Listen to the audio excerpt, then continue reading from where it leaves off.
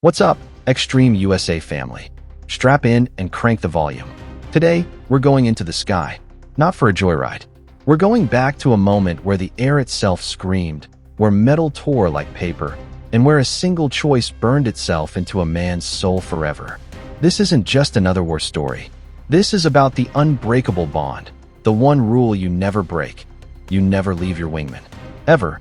The Pacific, 1944. The sun glints off the canopy of a P-51 Mustang. You're in a dance of death at 30,000 feet, the engine's roar vibrating in your bones. You look to your left, and there's your brother, your other half in this chaos. You've shared beers, stupid jokes, the fear before a mission. You trust him with your life. Now imagine watching a flash of tracer rounds, a bloom of orange and black, and seeing his plane, transform into a fireball. Seeing the man who had your back become a comet streaking towards the sea. What do? The manual says disengage. Survival instinct says run. But your heart screams for revenge. This is the truth of a dogfight. This is the moment a soldier becomes a ghost or a legend. This is He Watched His Wingman Burn. This is a story etched in contrails and cordite, a chapter of World War II written not by generals with maps, but by young men with shaking hands on throttles. Their world shrunk to the canopy glass and the ever-present scent of oil and fear. It follows the brutal education of a fighter pilot, from the crisp uniforms of training to the sweat-soaked terror of combat, where the theory of aerial tactics collides with the visceral reality of fire and fragmentation. At its core, it's about the sacred trust of the wingman, a bond stronger than steel, forged in the shared loneliness of the sky. We'll witness the catastrophic rupture of that bond, the descent into a single-minded, all-consuming fury that clouds judgment and bends morality.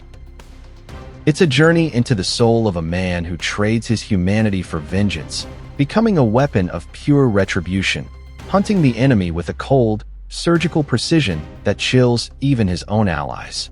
We'll ride with him through the twisted logic of revenge, questioning where duty ends and obsession begins, and finally, in the screaming silence after the guns fall silent, confront the hollow cost of a promise kept in blood.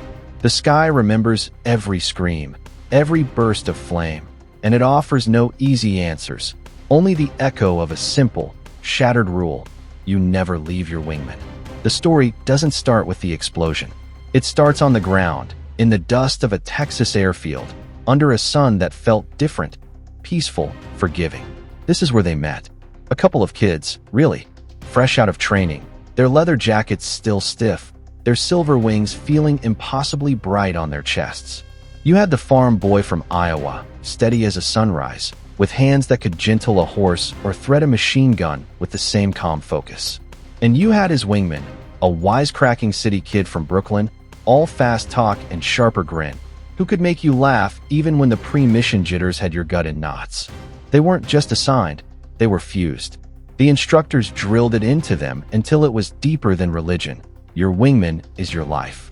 You watch his six, he watches yours. You come back together, or you don't come back at all. They learned each other's rhythms in the air until it was like a single thought split between two cockpits. A slight dip of a wing, a barely perceptible waggle, and they knew the plan. They shared warm beer, wrote letters home they knew were censored, and talked about futures they couldn't quite picture.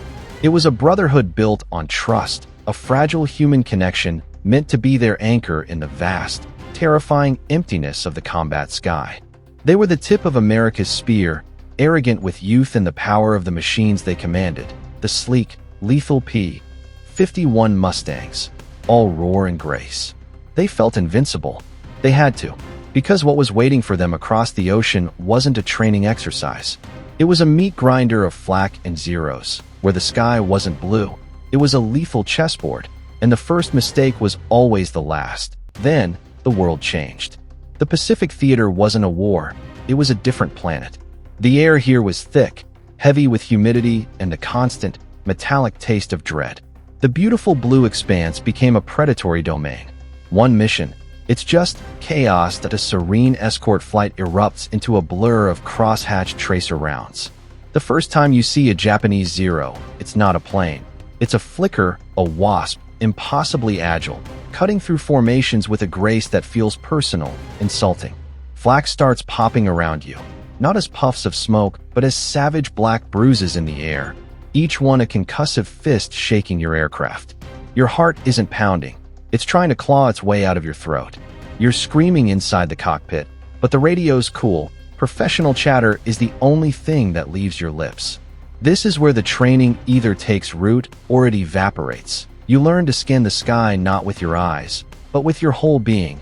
A flicker in the periphery, a sun glint where there shouldn't be one. You learn the sweet, terrifying thrill of the kill or be killed dance. The hard turn that grays your vision.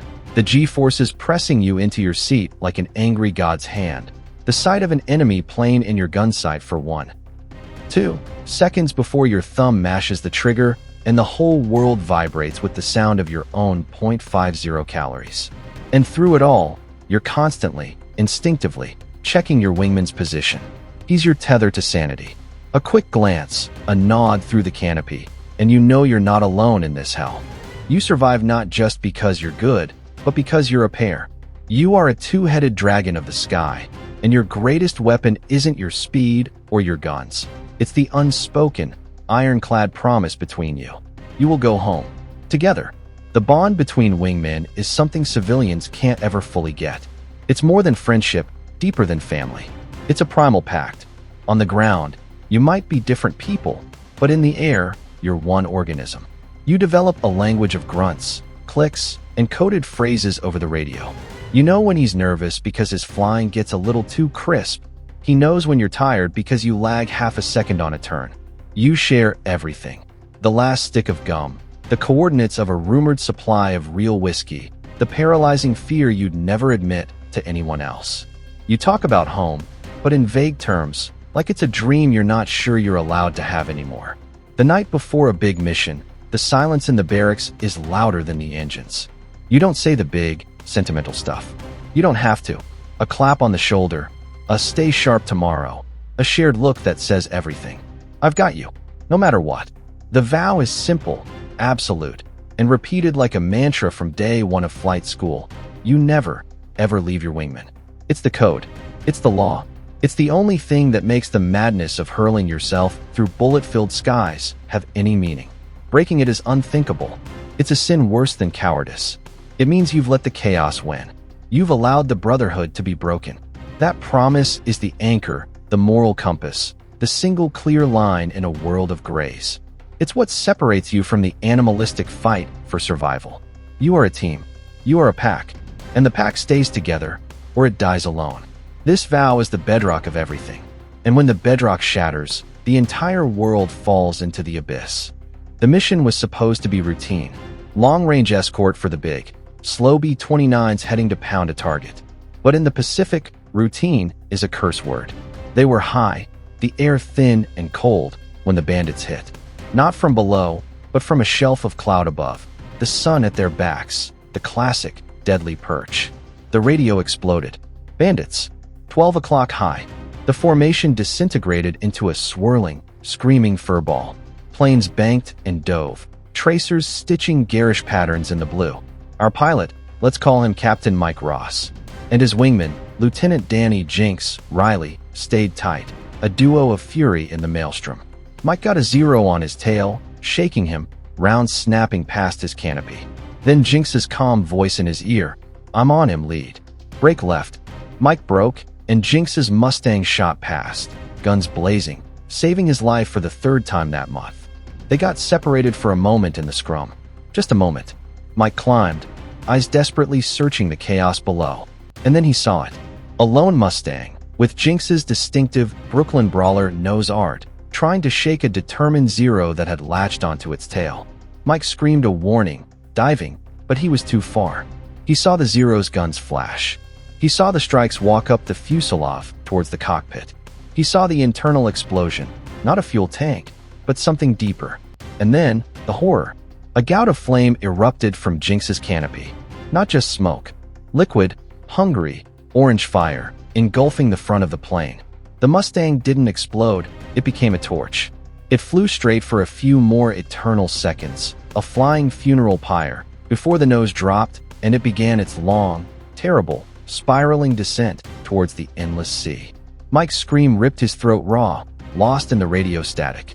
He watched his wingman burn. The vow, the promise, the brotherhood, it was all consumed in that fire. And in its place, left in the ashes of his soul, was a new, singular purpose. The flight back to the carrier was a numb, silent nightmare. Mike landed his plane on the heaving deck, a mechanical act performed by a ghost. He climbed out, his body moving without his mind. The deck crew saw his face and didn't offer the usual backslaps. They just got quiet. In the ready room, they marked Jinx as MIA. Missing. The word was a sick joke. Mike had seen him die. He'd seen the fire eat him alive. That night, in the bunk that now felt like a coffin, the sounds of the ship faded away, replaced by the endless, looping reel of the kill. The flash. The fire. The spiral. He didn't see Jinx the friend. He saw the Zero pilot. A faceless enemy in a green helmet. A snapshot through a canopy. That face, real or imagined, became the only thing in the world. Grief? It was there, a vast, cold ocean under him. But what floated on the surface, hot and acidic, was rage. A pure, blinding, all-consuming fury. The military psychologist would later call it a traumatic stress response. Mike called it a promise. The vow, you never leave your wingman, had been broken, not by him, but by fate and a Japanese pilot. So the vow mutated. It became, you avenge your wingman. Mike Ross, the steady team player, died in that sky with Jinx. What walked out of the ready room was something else. A ghost haunted by fire, fueled by revenge.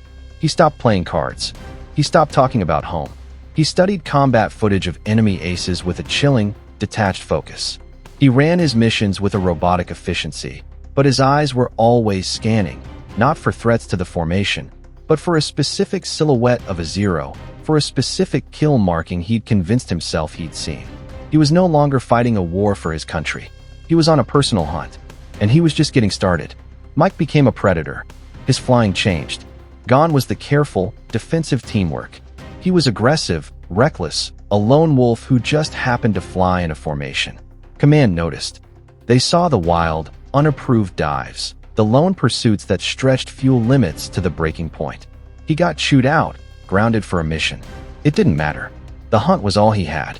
He started volunteering for the worst, most dangerous missions, the ones with the highest probability of enemy contact. He wasn't suicidal. He was focused. He was building a ledger in his mind. Every Zero he shot down wasn't a tactical victory. It was a down payment. He convinced himself the pilot who got Jinx was an ace, a specific one mentioned in intelligence briefs, a legend they called the Shrike. It gave his enemy a name, a shape. It made the hunt personal. In the air, he was terrifying. Other pilots gave him a wide berth. He'd break formation without warning to chase a damaged enemy plane all the way to the deck, finishing it off with a cold, methodical burst even after it was clearly going down. He stopped counting victories. He was measuring them in pints of blood owed.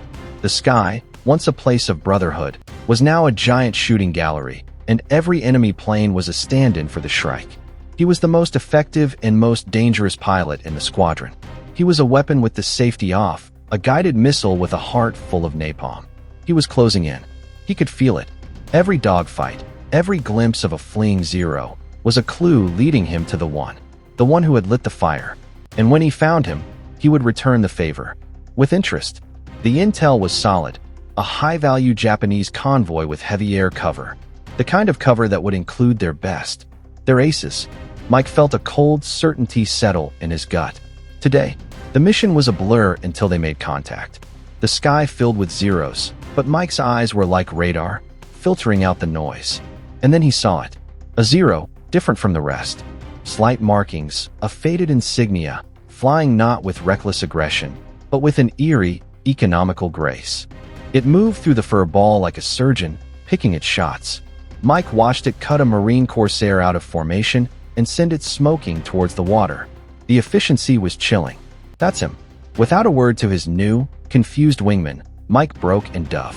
What followed wasn't a dogfight. It was a duel. A deadly, intimate ballet at the edge of the atmosphere. The Japanese pilot was good, the best Mike had ever seen. They matched turn for turn, climb for climb, each trying to get that fatal half-second advantage. Tracers zipped between them. Mike felt rounds tear through his wing, but the adrenaline was a firestorm. He was ice cold. He could see the pilot's helmet now, the goggles. He imagined Jinx's face in the fire. The world shrunk to two men and two machines. The Japanese pilot made one mistake, a slide over pursuit on a high yo-yo. Mike, flying on pure instinct, performed a slicing turn he didn't know he was capable of. For a fraction of a second, the Zero filled his reflector sight. It was a clean shot. No flak, no evasive maneuver possible.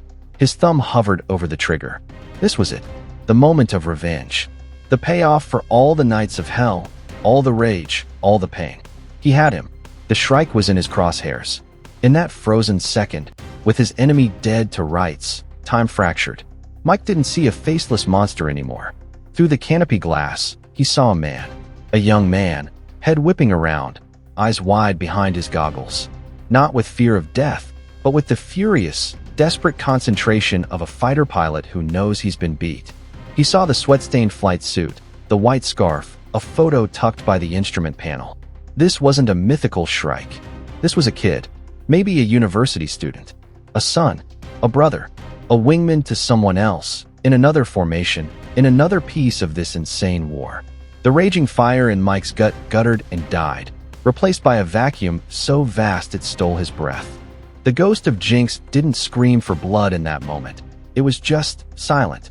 Shooting this plane down wouldn't put out the fire he saw 3 months ago. It wouldn't bring Jinx back.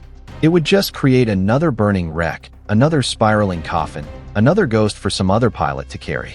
It would make him the monster in someone else's nightmare. His finger, trained for this exact moment, went numb. He didn't pull the trigger. He broke away, climbing hard, leaving a stunned and likely grateful enemy pilot behind. The physical act of letting him go felt like tearing his own heart out. But as he climbed towards the lonely sun, the radio filled with the confused shouts of his squad, the oxygen bitter in his mouth, he felt something else. Not peace, not forgiveness, just a crushing, overwhelming exhaustion. The hunt was over. The revenge fantasy had evaporated in the cold reality of the crosshairs. He had become the very thing he hunted, a killer consumed by a single purpose. And in the end, it meant nothing. Jinx was still gone. The fire still burned in his memory. And he was just a tired man in a shot-up plane, alone in a very big, very empty sky. Mike Ross flew the rest of the war. He fought. He led. He even saved a new wingman's life. But he was never the same. The ghost of the fire and the ghost of the kill he didn't make shared the cockpit with him.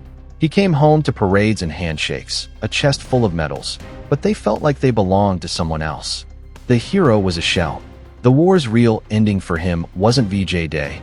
It was that moment in the crosshairs. He learned the hardest truth of combat.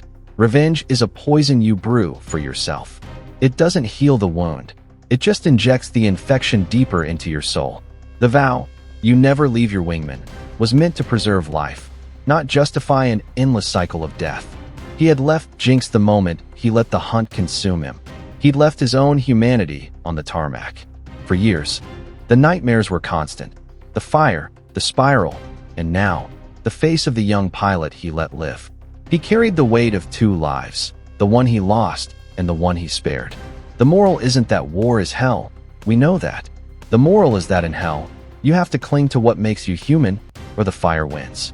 Mike eventually found a sliver of peace, not in forgetting, but in understanding.